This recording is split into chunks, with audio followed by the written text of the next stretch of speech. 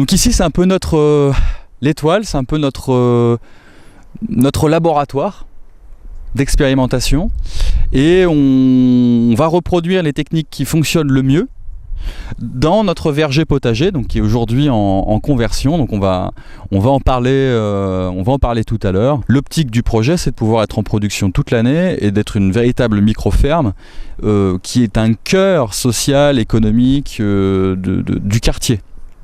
Un peu comme un point d'acupuncture vital qui permet d'être le centre d'un certain nombre d'activités et pas que agricoles.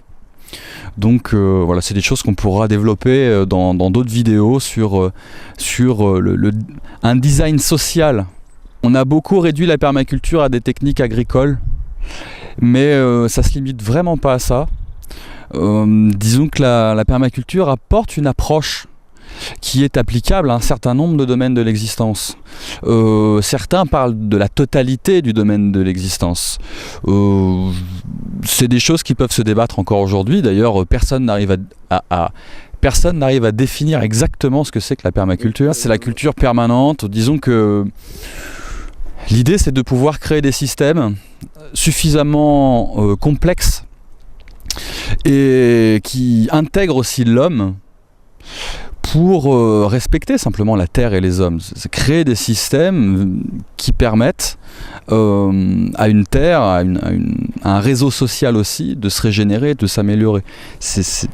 Donc le nombre de champs d'application est énorme.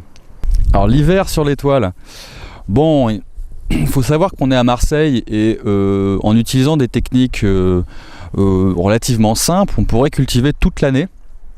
On voit par exemple avec Elliot Coleman et son fameux ouvrage sur cultiver en hiver. Alors eux ils cultivent, il fait moins 30 degrés l'hiver et ils nous sortent des légumes. Donc nous à Marseille, sur le genre de climat qu'on a, on n'aurait relativement pas de soucis pour cultiver en hiver. Pour répondre concrètement à ta question, sur ce qu'on a fait en hiver ici, on a simplement paillé très généreusement certaines zones. On a laissé d'autres zones en jachère et on a laissé des engrais verts en place sur d'autres zones. Voilà, ça fait partie de l'élément expérimental que j'expliquais tout à l'heure. On utilise plusieurs techniques pour voir ce qui fonctionne le mieux.